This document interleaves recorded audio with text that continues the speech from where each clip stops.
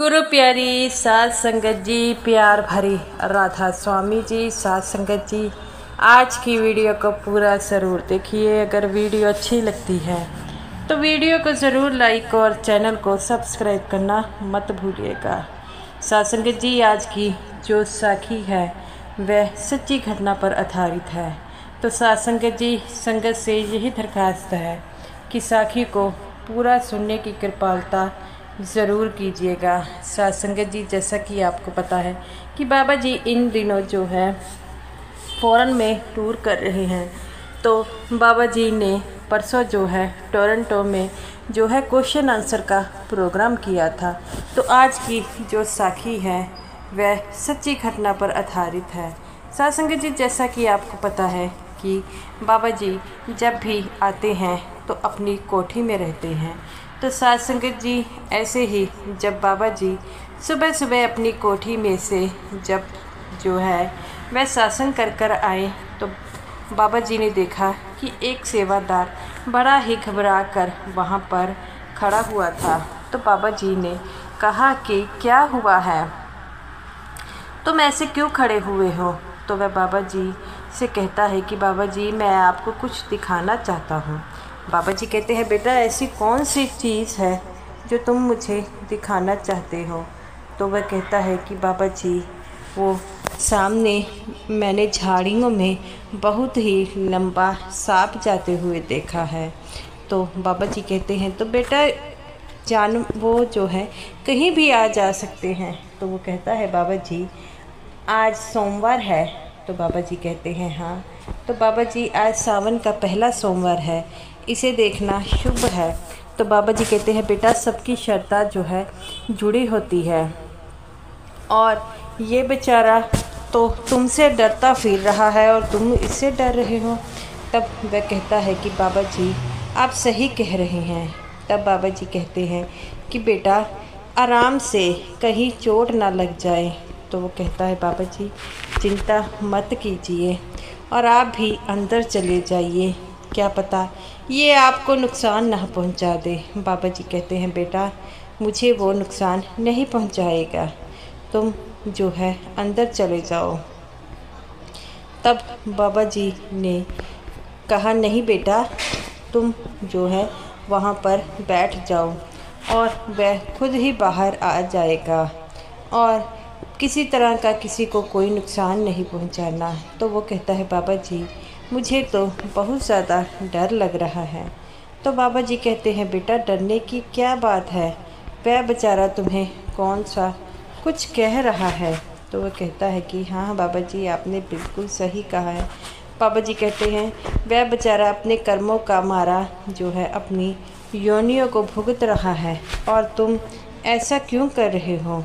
तो वो कहता है, बाबा जी ये चीज़ ही ऐसी है, जब हम देख लेते हैं तो हम घबरा जाते हैं। तब बाबा जी कहते हैं, बेटा घबराने की कोई बात नहीं है, सब कुछ ठीक है और किसी बात की चिंता मत करो, सब कुछ ठीक हो जाएगा। और जो बाबा जी कहते हैं कि अभी पीछे हट जाओ, अभी 5 मिनट में मैं बाहर निकल जाएगा। ऐसे ही चलता रहा। बाबा जी 5 मिनट में बाहर निकले तो वह भी सामने आ गया, जिसे देखकर और सेवादार आ गए और वह भी ये देखकर जो है घबरा गए। बाबा जी कहते हैं, बेटा घबराने की कोई बात नहीं है, वह कुछ नहीं कहेगा, वह तो बेचारा खुद अपनी जान तुमसे बचाता आ रहा है और तुम लोग ऐसा कर रहे हो। तो वह कहते हैं, बाबा जी आप ठीक कह रहे हैं। बाबा जी कहते हैं, बेटा तुम लोग पीछे हट जाओ। तो वह कहते हैं, बाबा जी आप भी पीछे हट जाइए, इनका कुछ पता नहीं होता। बाबा जी कहते हैं, बेटा वह मुझे कुछ नहीं करेगा, तुम भी थोड़ा पीछे होकर बैठ जाओ। तब वह पीछे होकर बैठ जाते हैं। तब बाबा जी देखते हैं कि वह बड़े ही आराम से बैठ गया है। तब ये देखकर बाकी जो सेवादार थे वह भी चुप आराम से बैठ गए और कहते हैं कि बाबा जी ये तो बिल्कुल आराम से बैठ गया है। तब बाबा जी कहते हैं कि मैंने यही तो आपको कहा था, और आप मेरी बात को मान नहीं रहे। तब वह कहता है कि बाबा जी, हमसे बहुत बड़ी गलती हो गई। बाबा जी कहते हैं बेटा किसी बात की चिंता मत लगाओ, ये तुम्हें कुछ नहीं करेगा। और वह कहते हैं बाबा जी आप ये बात तो बिल्कुल ठीक कह रहे हैं। तब बाबा जी कहते हैं कि ये बेचारा जो है वह ये तुम्हें देखकर घबरा रहा है। तब वो जो है बाबा जी के पैरों के पास आकर बैठ गया। तब बाबा जी कहते हैं कि तुमने इतनी देर लगा दी यहाँ तक पहुँचने में, मानो जैसे बाबा जी उसे जानते होते हैं। तो एक सेवादार कहता है कि बाबा जी आप इन्हें जानते हैं? तो बाबा जी कहते हैं हाँ बेटा, मैं इन्हें जानता हूँ। तो वो कहते हैं बाबा जी तो ये कौन है? बाबा जी कहते हैं कि बेटा ये भी जो है माया का लोभी था और माया पूरे साधनों से इकट्ठा करता था। जो माया का लोभी होता है उसे ये जोनी मिलती है। तब वह कहता है कि बाबा जी अब ये क्या कह रहा है? बाबा जी कहते हैं बेटा बाकी सब तो ठीक था, लेकिन ये माया का लोभी था और ये भजन सिमरन भी करता था। बाबा जी कहते हैं बेटा अगर भजन सिमरन रख कर हम बुरी नीयत रखते हैं, दूसरों का धन हड़पने की कोशिश करते हैं, तब भी हमें जो है मुक्ति नहीं मिलेगी, हमें बार बार इसी योनियों में आना पड़ेगा। तब वह कहते हैं कि बाबा जी आप बिल्कुल ठीक कहते हैं। बाबा जी कहते हैं कि ये माया चीज़ ही ऐसी है जो हमें झंझोड़ कर रख देती है और दुनिया में ऐसा कोई जीव नहीं होगा जो माया से प्रेम नहीं करता। तो बाबा जी से एक सेवादार कहता है कि बाबा जी इन पैसों के बिना कोई काम होता ही नहीं। तो बाबा जी कहते हैं बेटा ये तुम्हारी बात मैं मानता हूँ, लेकिन माया उतनी ही रखो जितनी कि तुम्हें कोई नुकसान ना पहुँचाए। ज़्यादा माया रखोगे तो तुम्हारे लिए नुकसान भी होगा। और अगर हम जो है दूसरों का पैसा हड़पते हैं, उन्हें झूठ बोलकर उनसे पैसा ले लेते हैं, बाद में उन्हें देते नहीं, ये भी सबसे बड़ा नुकसान किसका है? हमारा ही, हमारे कर्म बनते हैं। तो वह कहता है बाबा जी अब किसी प्रकार की टेंशन नहीं है। तो बाबा जी कहते हैं बेटा तुम लोग इसकी चिंता मत लगाओ, ये खुद भी खुद चली जाएगा। तो बाबा जी वह कहते हैं कि इसे मुक्ति कब मिलेगी? बाबा जी हंसने लग पड़ते हैं। बाबा जी कहते हैं जब तक इसके कर्मों का हिसाब जो है पूरा नहीं होगा। तो एक सेवादार कहता है कि बाबा जी इस बेचारे ने तो बहुत कष्ट झेला होगा इस योनि में, तो इसे तो मुक्ति मिलनी चाहिए। तब बाबा जी कहते हैं बेटा तुम्हारी बात तो बिल्कुल ठीक है, लेकिन जो कर्म इसने किए हैं उसका हिसाब तो देना ही पड़ेगा। तो वह कहता है बाबा जी आप बिल्कुल ठीक कह रहे हैं। तो बाबा जी कहते हैं बेटा किसी प्रकार की चिंता मत लगाओ, जब इसके कर्मों का हिसाब पूरा हो जाएगा तब इसे जो है वह कुल मालिक ही है जो मुक्ति दे सकता है।